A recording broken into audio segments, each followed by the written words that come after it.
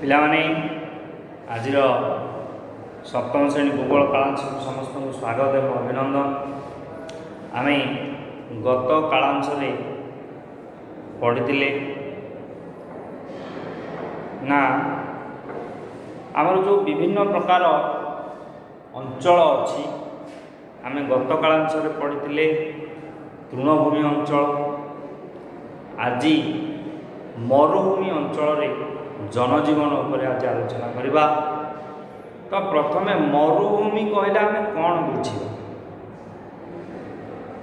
ନା ଭୂପୃଷ୍ଠର ଯେଉଁ ଅଞ୍ଚଳରେ ଚାରିଆଡ଼େ ଖାଲି ବାଲି, ପ୍ରବଳ ଖରା, ଅଳ୍ପ ବୃଷ୍ଟି ଏବଂ ବୃଷ୍ଟିହୀନ ଅଞ୍ଚଳ, ବୃକ୍ଷଲତା ଶୂନ୍ୟ ଅଞ୍ଚଳ ଏବଂ ଉଷ୍ମ ମରୁ ଅଞ୍ଚଳ ଯାହାକୁ ଆମେ କହୁଛେ, ଯାହାକୁ କ'ଣ କୁହାଯାଉଛି ନା ମରୁଭୂମି ବୋଲି କୁହାଯାଉଛି ବା ମରୁ ଅଞ୍ଚଳ ବୋଲି କୁହାଯାଉଛି।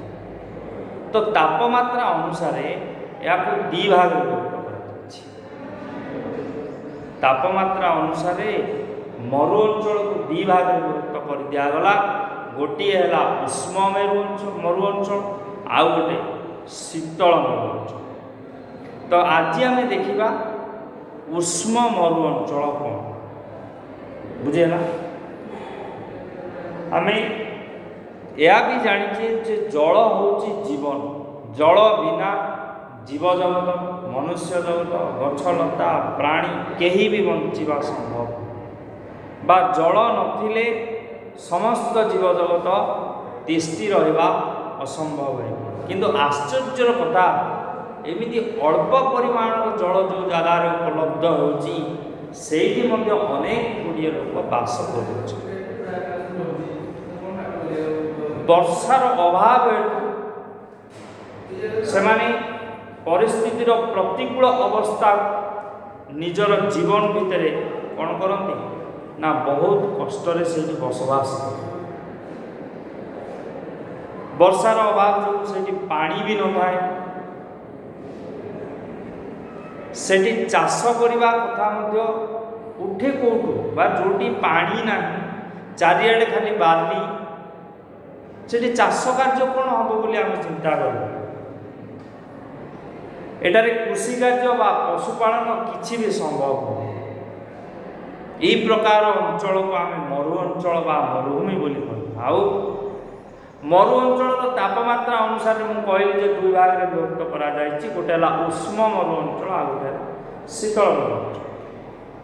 ଉଷ୍ମ ମରୁ ଅଞ୍ଚଳ ୟାକୁ କହିବା ଯେଉଁଠି ବା ଯେଉଁ ଜାଗାରେ ସବୁବେଳେ ପ୍ରବଳ ଖରା ହେଉଥିବ, ବର୍ଷା ହେଉନଥିବ ଏବଂ ବୃକ୍ଷଲତା ନଥିବେ, ଚାରିଆଡ଼େ ଖାଲି ବାଲି, ଏ ପ୍ରକାର ଅଞ୍ଚଳ ହେଉଛି ଉଷ୍ମ ମରୁ ଅଞ୍ଚଳ। ତାହେଲେ ଉଷ୍ମ ମରୁ ଅଞ୍ଚଳର ଅବସ୍ଥିତି କଥା ଯଦି ଆମେ ଚିନ୍ତା କରିବା, ଉଭୟ ଗୋଲାର୍ଦ୍ଧର ମହାଦେଶମାନଙ୍କର ପଶ୍ଚିମ ପାର୍ଶ୍ୱରେ 15ରୁ 30 ଡିଗ୍ରୀ ସମାକ୍ଷ ରେଖା ମଧ୍ୟରେ ଏହି ଉଷ୍ମ ମରୁ ଅଞ୍ଚଳ ହେଉଛି ଅବସ୍ଥିତ ଅଛି। ଯଦି ଉଷ୍ମ ମରୁ ଅଞ୍ଚଳର ଜନଜୀବନ କଥାକୁ ଆମେ ବେଶ କରିବା, ଚିନ୍ତା କରିବା ସେ ଲୋକମାନଙ୍କର ଜୀବନ କେତେ ଦୁଃସାଧ୍ୟ, କେତେ କଷ୍ଟଦାୟକ ତାଙ୍କ ଜୀବନ। ଆମେ ତ ଏଠି ଆରାମରେ ପାଣି ଅଛି, ଘର ଅଛି, ଦୁଆର ଅଛି, ଗଛଲତା ଅଛି, ଫଳି ପନିପରିବା, ଆଳୁ, ମୁଗ, ସାରୁ ସବୁ ଖାଉଛେ, ସବୁ ଅମଳ ହେଇପାରୁଛି। କିନ୍ତୁ ସେ ଜାଗାରେ ଏସବୁ ଜିନିଷ ସ୍ୱପ୍ନ ଏଗୁଡ଼ାକ ତାଙ୍କ ପାଇଁ।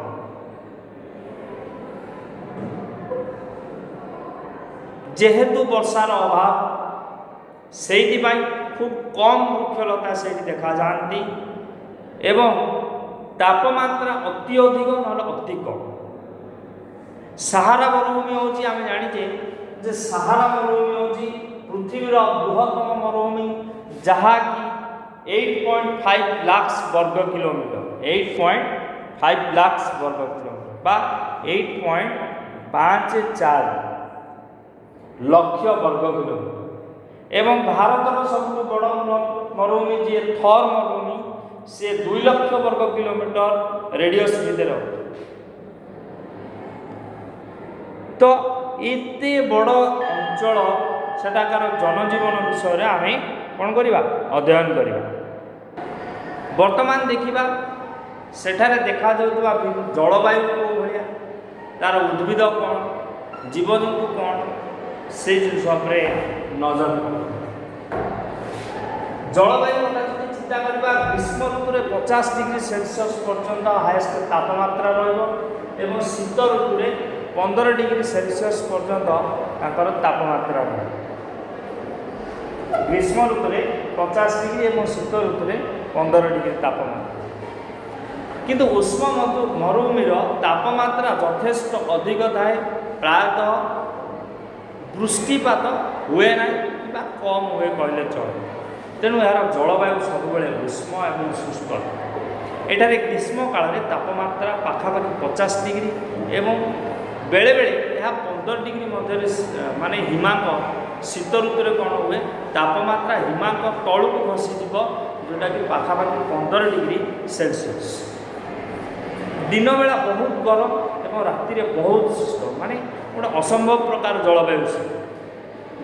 ଏହି ଅଞ୍ଚଳରେ ଅଧିକ ତାପମାତ୍ରା ପ୍ରଭାବ ବାଷ୍ପୀଭବନ ପ୍ରକ୍ରିୟା ତୀବ୍ରତର ହୋଇଥାଏ, ଫଳରେ ଏଠାରେ ମୃତ୍ତିକା ଲୁଣି ମାଟି ଏବଂ ଶୁଷ୍କତା ପାଇଁ ଏଠାରେ କଣ୍ଟା ଜାତୀୟ ଗୃହ ଯଥା କାକ୍ଟସ୍, ସିଜୁ, ନାଗଫେଣି ଆଦି ମରୁ ଜାତୀୟ ଉଦ୍ଭିଦ ଦେଖାଯାଏ। ମରୁଝର ତଥା ମରୁଦ୍ୟାନ ଅଞ୍ଚଳରେ ଖଜୁରୀ, ତାଳ ଏବଂ ଆକାଶିଆ ଗଛ ମଧ୍ୟ ଦେଖାଯାଏ। ଓଟ ଏହି ଅଞ୍ଚଳର ହେଉଛି ମୁଖ୍ୟ ଭାରବାହୀ ପଶୁ ହୋଇଥିବାରୁ ତାକୁ ମରୁଭୂମିର ଜାହାଜ ବୋଲି ଆମେ କହୁଛେ। କେବଳ ପରିବହନ ତଥା ଜୀବିକା ନିର୍ବାହ କରିବା ପାଇଁ ଦୃଷ୍ଟିଗୋଚର ଓଟ ସାହାଯ୍ୟରେ କରିଥାନ୍ତି। ତେଣୁ ଓଟ ହେଉଛି ଏ ଅଞ୍ଚଳର ମୁଖ୍ୟ ପଶୁ। ଏତଦ୍ ବ୍ୟତୀତ ଏଠାରେ ପରିବହନ ତଥା ଜୀବିକା ନିର୍ବାହ ପାଇଁ ଓଟକୁ ମାନେ ମୁଖ୍ୟ ପ୍ରାଣୀ ରୂପେ ବା ମୁଖ୍ୟ ଭାରବାହୀ ପଶୁ ରୂପେ ଗଣତି କରାଯାଏ। ଏହା ବ୍ୟତୀତ ବିଭିନ୍ନ ମାଂସାଶୀ ପ୍ରାଣୀ ମଧ୍ୟ ସେଠି ଦେଖାଯାଆନ୍ତି, ଯେମିତି ବିଲୁଆ, କୋକିଶିଆଳି, ହେଟା ବାଘ ଆଦି ମାଂସାଶୀ ପ୍ରାଣୀ ଏବଂ କଙ୍କଡ଼ା ବିଛା, ଝିଟିପିଟି ଆଦି ସରୀସୃପ ମଧ୍ୟ ବହୁତ ପରିମାଣରେ ସେଠି ଦେଖାଯାଇଥାନ୍ତି। ଅଧିବାସୀମାନଙ୍କର ଜୀବନ ଜୀବିକା କଥା ଯଦି ଆମେ ଚିନ୍ତା କରିବା, ତେବେ ସାହାରା ଅଞ୍ଚଳରେ ଯାଯାବର, କୃଷିଜୀବୀ ଏବଂ କିଛି ସ୍ଥାୟୀ ଅଧିବାସୀ ସେଠି ବାସ କରନ୍ତି। ମରୁ ଅଞ୍ଚଳର ଅଧିବାସୀମାନେ ପ୍ରାୟତଃ ଯାଯାବର ଅଟନ୍ତି ଏବଂ ମରୁଭୂମିରୁ ଚାରଣ ଭୂମି, ଯେଉଁଠି ଘାସ ବା ବୃକ୍ଷଲତା ଗୁଳ୍ମ ଥିବ, ସେଇ ଏରିଆକୁ ସେମାନେ ଅନ୍ୱେଷଣରେ ଗୋଟିଏ ଜାଗାରୁ ଅନ୍ୟ ସ୍ଥାନକୁ ଯାଇଥାନ୍ତି। ଏହି ଯାଯାବର ଶ୍ରେଣୀର ଅଧିବାସୀମାନଙ୍କୁ ବେଦୁଇନ୍ ବୋଲି କୁହାଯାଏ ବା ବେଦୁଇନ୍ ନାମରେ ସେମାନେ ପରିଚିତ। ଏମାନେ ସାଧାରଣତଃ ଓଟ, ଗଧ, ଛେଳି, ମେଣ୍ଢା ଆଦି ପଶୁପାଳନ କରିଥାନ୍ତି। ଏହି ପଶୁମାନଙ୍କ ଠାରୁ ସେମାନେ ଦୁଗ୍ଧ ଏବଂ ଲୋମ, ସେମାନଙ୍କର ଚମଡ଼ା ଇତ୍ୟାଦିକୁ ସଂଗ୍ରହ କରି ତାକୁ ବିକ୍ରି କରିକି ବା ସେଥିରେ କିଛି ଦ୍ରବ୍ୟ ପ୍ରସ୍ତୁତ କରିକି ସେମାନଙ୍କର ଜୀବିକାକୁ ନିର୍ବାହ କରନ୍ତି। ମରୁଭୂମିର ମରୁଝର ନିକଟରେ ବା ଆମେ ଯେଉଁ କହୁଛେ ମରୁଦ୍ୟାନ ନିକଟରେ କେତେକ ଅଧିବାସୀ ତାଳ, ଖଜୁରୀ ଗଛ ଇତ୍ୟାଦି ମାନେ ତରଭୁଜ ଜାତୀୟ ଫସଲ କରିକି ସ୍ଥାୟୀ ଭାବରେ ବସବାସ କରନ୍ତି। ଏତଦ୍ ବ୍ୟତୀତ ନୀଳ ନଦୀ ଅବବାହିକାରେ ଅଞ୍ଚଳରେ ଯେଉଁ ଜଳସେଚିତ ଅଞ୍ଚଳ ଗୁଡ଼ାକରେ ଖଣି ଖାଦାନ ଅଞ୍ଚଳରେ କେତେକ ଅଧିବାସୀ ସ୍ଥାୟୀ ଭାବରେ ନିଜର ଜୀବନ ଜୀବିକାକୁ ନିର୍ବାହ କରିଥାନ୍ତି। ଏମାନେ ମକା, ବାଲି, କପା, ବାଜରା, ଆଖୁ ପ୍ରଭୃତି ଚାଷ କରିଥାନ୍ତି ଏବଂ ଏ ଅଞ୍ଚଳରେ କପା ହେଉଛି ଗୋଟେ ମୁଖ୍ୟ ଅର୍ଥକାରୀ ଫସଲ। ଏହା ବ୍ୟତୀତ କେତେକ ଲୁଣମରା କାର୍ଯ୍ୟରେ ମଧ୍ୟ ନିଯୁକ୍ତି ହୋଇକି ନିଜର ଜୀବିକାକୁ ନିର୍ବାହ କରିଥାନ୍ତି। ଏହି ଅଞ୍ଚଳ ଅନ୍ତର୍ଗତ ଆଲଜେରିଆ, ଲିବିଆ, ଇଜିପ୍ଟରେ ମଧ୍ୟ ଦେଖାଗଲାଣି ଏବେ ଖଣିଜ ତୈଳର ସନ୍ଧାନ ମିଳିଲାଣି। ତ ଖଣି ଖନନ କାର୍ଯ୍ୟରେ ମଧ୍ୟ କିଛି ନିୟୋଜିତ ହୋଇକି ସେମାନଙ୍କର ପରିବାର ପ୍ରତିପୋଷଣ କରୁଛନ୍ତି ବା ନିଜର ଜୀବିକା ନିର୍ବାହ କରୁଛନ୍ତି ଏବଂ ଧୀରେ ଧୀରେ ସେମାନଙ୍କର ଅବସ୍ଥା ସ୍ୱଚ୍ଛଳ ହେବାରେ ଲାଗିଛି। ଗମନାଗମନ କ୍ଷେତ୍ରରେ ମଧ୍ୟ ପୁରା କ'ଣ ହେଉଛି ନା ସୁବ୍ୟବସ୍ଥିତ ହୋଇଗଲାଣି, ଉନ୍ନତି ସାଧିତ ହେଲାଣି। ଆଜିକାଲି ମଧ୍ୟ ଓଟ ପରିବର୍ତ୍ତେ ଟ୍ରକରେ ମଧ୍ୟ ମାଲ ପରିବହନ ହେଲାଣି ସେ ଅଞ୍ଚଳକୁ।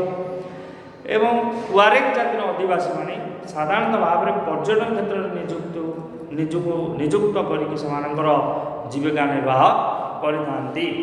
ଏହିସବୁ ଜିନିଷକୁ ଯେତେବେଳେ ଆମେ ଗୋଟେ ପଏଣ୍ଟ କରିକି ଲେଖିବା, ସେମାନଙ୍କର ଉଦ୍ଭିଦ କ'ଣ, କଣ୍ଟା ଜାତୀୟ ଗୁଳ୍ମ, କାକ୍ଟସ୍, ସିଜୁ, ନାଗବେଣୀ ମରୁଦ୍ୟାନ ମାନଙ୍କରେ ଖଜୁରୀ ଜଳ ଆକାଶିଆ ଗଛ ଇତ୍ୟାଦି ଦେଖାଯାଏ।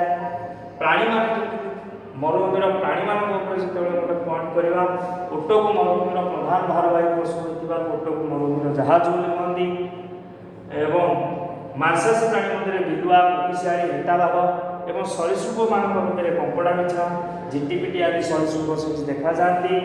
ଅଧିବାସୀମାନେ ବର୍ତ୍ତମାନ ଟିକେ ପୂର୍ବରୁ ତୁମମାନଙ୍କୁ କହିଲି, କିନ୍ତୁ ପଏଣ୍ଟ କରିକି ଲେଖିଦେଲେ ଯାଯାବର ଶ୍ରେଣୀର ବେଦୁଇନ, ଯେଉଁଟାକୁ କୁହାଯାଏ ବେଦୁଇନ, ଯେଉଁ ଯାଯାବର ବେଦୁଇନ ମାନେ କ'ଣ କରନ୍ତି ନା ପଶୁପାଳନ କରିକି ଏବଂ ତୁଆରେଗ ଜାତିର ଯେଉଁ ଅଧିବାସୀ ଅଛନ୍ତି ସେମାନେ ପର୍ଯ୍ୟଟନ କ୍ଷେତ୍ରରେ ନିଜକୁ ସାମାନ୍ୟ ସାମିଲ କରିଛନ୍ତି ଏବଂ ଆଉ କେତେକ ଚାଷ କାର୍ଯ୍ୟ କରିକି ଏବଂ ତୈଳ ଖନନ କାର୍ଯ୍ୟରେ ନିଯୁକ୍ତି ହୋଇକି ନିଜର ପରିବାରକୁ ପ୍ରତିପୋଷଣ କରିଥାନ୍ତି। ଇଏ ଥିଲା ଉଷ୍ମ ମରୁ ଅଞ୍ଚଳର ଅଧିବାସୀମାନଙ୍କର ଜୀବନଧାରା, ଜନଜୀବନ। ଆଜିର କାଳାଂଶକୁ ଏଇଠି ରଖିବା। ଆମେ ନେକ୍ସଟ କାଳାଂଶରେ ଦେଖିବା ଶୀତଳ ମରୁଭୂମି ଅଞ୍ଚଳରେ ଜନଜୀବନ କିପରି। ଧନ୍ୟବାଦ ସମସ୍ତଙ୍କୁ।